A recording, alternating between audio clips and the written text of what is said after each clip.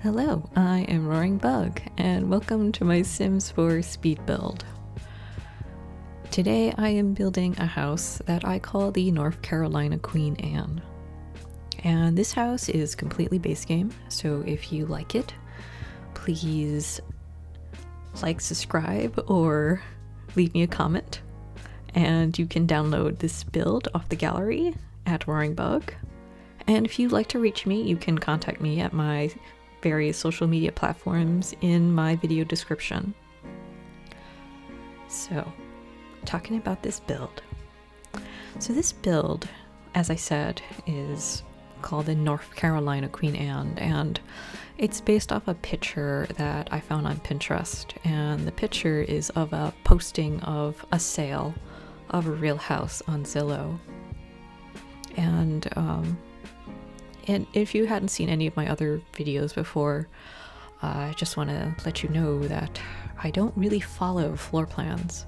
What I usually do is look at a house for inspiration, just for the facade, and I like to try and figure out what the interior floor plan is just by making it up as I go.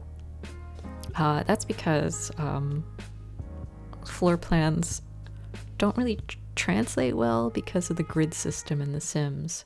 So you're either stuck making something too big or too small, depending on how it fits on the grid. But I feel like it's a good challenge to try and make a house just with the base game. And normally you would think houses are pretty plain in the base game, but I've been making quite a bit of Victorian style houses, and frankly, Victorian style houses are probably the most fanciest looking houses you could probably make in The Sims. And frankly, I just really enjoy that type of style of build. I usually either go modern or Victorian. There really isn't that much in between in my build style. Well, at least the personal build style that I enjoy. And I just want to talk about what I'm doing right now with this build. I made a one platform all around this porch area, this wraparound porch of the house. And I did that so you wouldn't see all of the overlapping roof pieces touching. Because if there isn't that one tile, like foundation on the porch, you would see a glitch where it looks like there's an empty void when the roof pieces overlap each other. So I found that this is the best method to get rid of it. Like you saw, like what I just did there is I put this one platform here over that tower piece, and you can see right there on the edge that it looks like there's a piece missing where that tower corner is touching the rest of the house. And I'm just adding that one platform edge all around the outside of this building on the roof because I just want to be able to hide it. So that's why I'm putting all of these like little roof pieces everywhere, and I'm putting it over these little pieces everywhere here as well, over these little bump outs.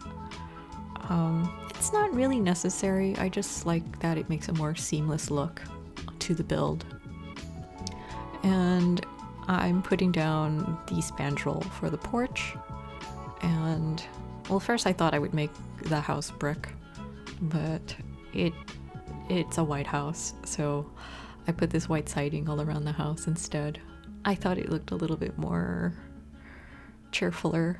So this house is mainly just white in the front. And like I said, the hardest part is just trying to figure out the shape of the house. And like I said, I have a guideline with the inspiration picture, and everything else I'm just trying to see what just works right in The Sims and just see what I can fit. So all of these build items are base game. I just picked a swatch that had the black trim, which, funny enough, is not a swatch I normally use for windows. I usually just either go white with the base game windows, and I put 2 windows with shutters. And if you're having trouble putting down windows because there's a porch in the way, because the window doesn't know if it wants to jump where the fake wall is, where the spandrel is, or the actual wall for the house, it's easier just to put the windows in from the inside of the house. So now I'm basically just putting windows down everywhere. Some people don't put the windows down until they do a floor plan. I prefer putting all my windows down and then changing them as I figure out the floor plan, because I think it's easier to delete a window than it is to try and figure out where windows should fit after the fact when you put down a floor plan. And I put a couple of more columns just to define the edges of the house. And I made it kind of a thing to raise the platform like 5 steps, just because I think it looks nice, and it has the benefit of covering up any kind of leafy landscaping that might poke into the house. It's actually tall enough to mask that. And I replaced these windows because I thought they were a little too big, and I put these little like flowery looking windows just to make kind of like a design on the house. I've been doing that kind of often, but I like the look of it. Oh, and I've been doing this method too, where I've been putting terrain paint to make a planter space for my houses.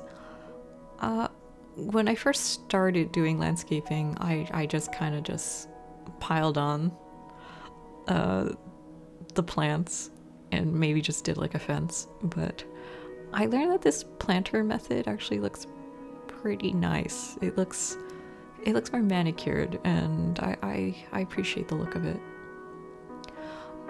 If you don't like it when your plants are jumping, you can just put the platform back down to ground level and then raise it back up again. But I'm kind of being lazy here. I'm just leaving the house on a platform level and trying to gently nudge the plants in the right position with Alt. But I don't have to be that fussy about it. I could have just brought the house back down. And I tried to be methodical, working my way out and then into the house, 1 floor at a time, to try and make it make sense, especially when you're watching these speed builds. But yeah, I've been trying to tuck these little plants in right on the corner. And like I said, because the house is raised on a platform, you're not going to see them poke anywhere. I know that the fence looks like I already put it down, but I had a lot of back and forth on this house. A lot more so than I normally do. So I cut out a lot of indecision trying to put this house together. Also that dead space on the 3rd floor, I like putting a light there just because I saw another builder do that. Because when you see the house at night, it just looks more complete if there's a light in every window. Granted, it's kind of a waste of funds because your Sims actually can't access the 3rd floor, but you know, it looks nicer because it just looks more finished. And I made this like funky shaped pool just because I thought it looked fancy. And like I said, these are like, the landscaping is all like debug, so they don't have any in-game costs. They're just decorative plants that are in the window dressing of the world. But I made sure that they're base game debug plants because different packs come with their own debug, and sometimes they're like duplicates of the same thing. So I just put these outdoor lighting and a mailbox. So I'm trying to work on the interior. I had done this floor plan a lot. Like I think I did it like 3 or 4 times before I finally settled on a floor plan that worked. I don't normally have that much trouble with floor plans, but for this particular house, I had to do a little bit more finagling to try and make it fit. It's just such a weird shaped house. Granted, it's Victorian. It's kind of a challenge to try and make the space work when you make a Victorian shaped house, but because it just has so many towers and porches, you're gonna end up with a lot of weird shapes. So I'm trying to figure out just where everything should go. So like I said, I went through so many different layouts to try and make this work, and you're just seeing me go through the motions on some of it. There's actually a lot more footage that I cut out of how I tried to figure out how to fit everything. Frankly, this footage doesn't even show what I ended up doing with the second floor. I just made the room with the larger tower just slightly bigger into the hallway, but I don't have the footage of it, and you're gonna see it if you download the house off the gallery, but it's not such a big difference of what you're seeing in the video.